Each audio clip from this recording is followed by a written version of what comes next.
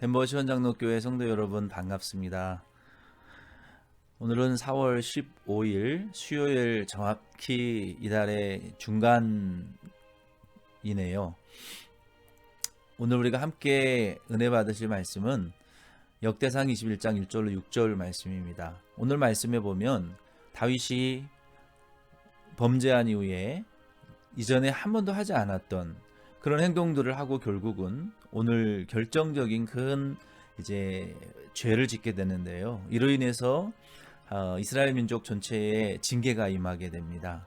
오늘 이 말씀을 통해서 우리가 함께 묵상하고 은혜 받을 몇 가지를 이 시간 말씀을 읽으면서 우리 나누기를 바랍니다.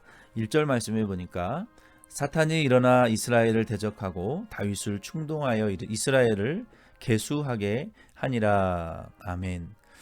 여기 사탄이 다윗을 충동했다라는 말씀은 욥기 1장 1절로 2절에 보면은 1장 12절과 2장 6절에 보면은 사탄이 욥을 시험했던 것처럼, 또 누가복음 22장 31절로 32절에 보면 사탄이 밀 까부르듯이 그 키에 곡식을 넣고 쭉정이와 알곡을 갈라내는 그 키질하는 것처럼 밀가부르듯이 사탄이 베드로를 제자들을 시험하고 충동했다라고 말했어요. 그것이 얼마나 심했으면 그 수제자가 예수님을 저주까지 하고 3번이나 모른다라고 하고 도망치기까지 했을까요? 그 시험이라는 것은 매우 심하고 아주 견디기 어려운 그런 시험이었을 것입니다. 다윗이 결국 이러한 죄를 짓게 되고 범죄하게 되었어요. 그리고 다윗은 2절로 3절 말씀에 보면은 이제 요압 장군에게, 저는 이 요압 장군이 결국 이제 이후에 시간이 많이 흐른 뒤에 보면은 압살롬의 편에 서서 다윗을 이제 배신하게 됩니다. 아마 이 말씀으로 인하여, 이 내용으로 인해서 요압의 마음이 다윗에게 많이 실망하지 않았나, 그런 생각을 좀 해보게 됩니다. 다윗이 요압에게 이 브엘세바에서 단까지 이스라엘을 계수하고 모든 그 수요를 나에게 보고하라라고 명령합니다. 그런데 3절 말씀에 보면은요, 요압 장군이 다윗에게 직언을 합니다. 이런 경우는 또 처음 있는 일이에요. 요압 장군이 다윗에게 이런 명령에 대한 어떤 보충 설명이라든지 직언을 한 적이 거의 없어요. 그런데 이 3절에 오늘 말씀해 보면 요압이 처음으로 다윗에게 마치 하나님의 음성과 같은 말을 다윗에게 들려줍니다. 뭐라고 했는지 제가 읽어드리겠습니다. 요압이 아뢰되 여호와께서 그 백성을 지금보다 100배나 더하시기를 원하나이다. 내 주 왕이여, 이 백성이 다 내 주의 종이 아니니까 내 주께서 어찌하여 이 일을 명령하시나이까? 어찌하여 이스라엘이 범죄하게 하시나이까 하나. 이 요압이 이 3절에 보면은 3가지의 내용을 다윗에게 직언을 하는데요. 첫째는, 왕이시여, 지금의 군대도 충분했고 지금까지 얼마나 잘 싸웠습니까?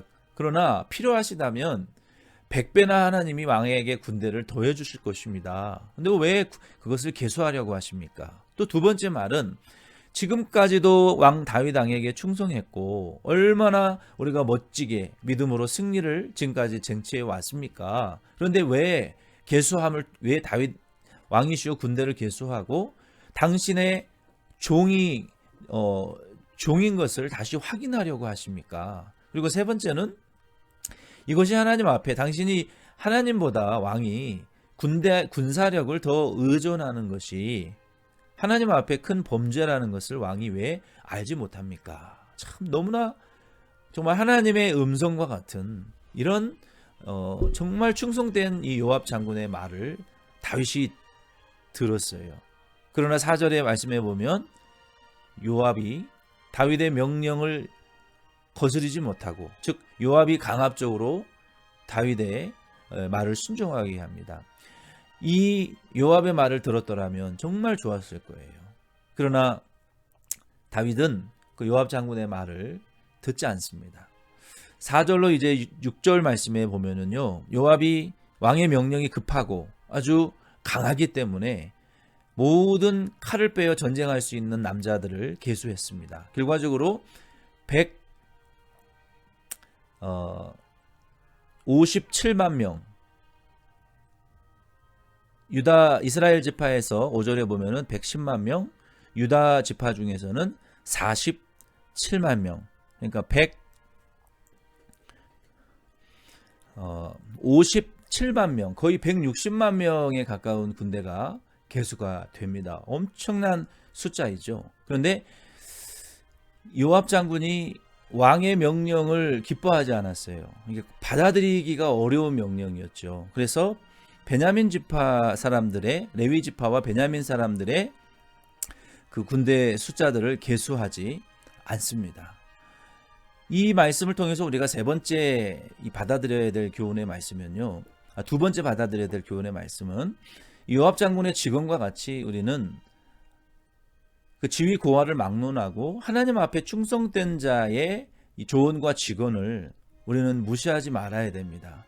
반드시 귀담아 듣고 우리가 순종해야 돼요. 그리고 세 번째는 이 요압 장군의 태도입니다. 왕의 명령은 하나님 말씀에 합당하지 않았고 기쁘게 여기지 못할 만한 이 죄악이었어요. 그럼에도 불구하고 요압은 순종했습니다. 물론 레위와 베냐민 지파를 계수하지 않은 것은 그거는 불충성스러운 행동이긴 하지만 그거는 얼마든지 요압 장군의 입장에서는 이해할 만한 행동이었어요.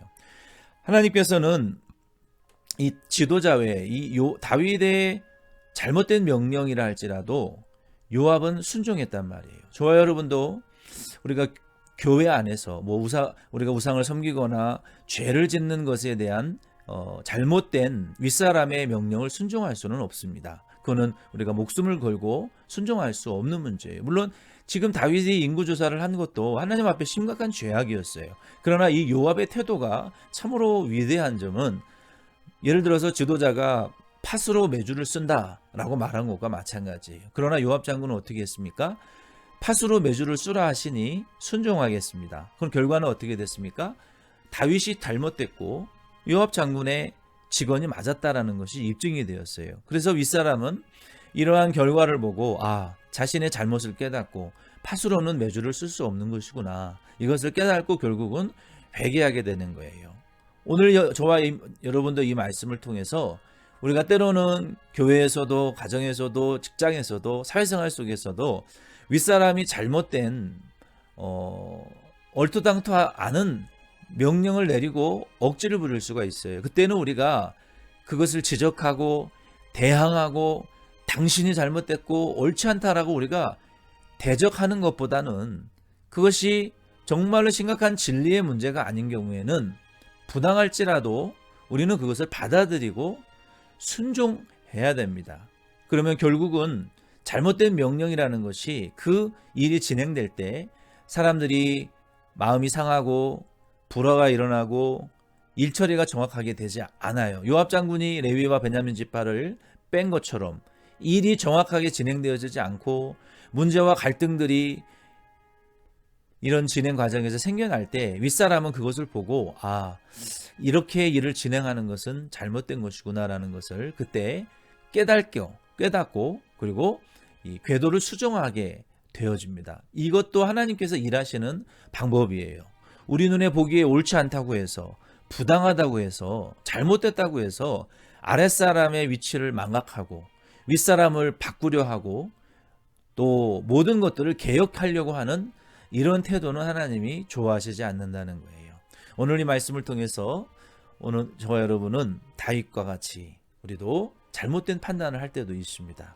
그럴 때 요압 장군과 같은 충성된 자들의 말과 직언을 우리는 잘 받아들이고 잘 소화시켜서 하나님의 선하심을 이루어드리시는 저와 여러분 되기를 바랍니다. 그리고 요압 장군과 같이 끝까지 겸손한 자의 자리에서 충성되게 하나님 앞에 그리고 또 왕 앞에서도 살아가시는 오늘 하루 되기를 바랍니다.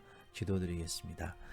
자비하신 하나님 아버지, 오늘 이 말씀을 통하여 저희들도 다윗과 같이 실수하고 범죄하지 않게 하여 주시고 요압 장군과 같은 충성된 그리스도인들의 말과 직언을 저희들이 순종하게 하시며 부당할지라도 겸손히 우리 맡은 자리에서 충성하는 요압 장군과 같은 저희 덴버션 장로교회 성도님들 되도록 축복하시옵소서. 오늘 하루도 임마누엘로 동행하시기를 간절히 원하옵고 예수님의 이름으로 기도드립니다. 아멘. 여러분 수고하셨습니다. 오늘 예수님 안에서 행복한 하루 되세요. 내일 만나요.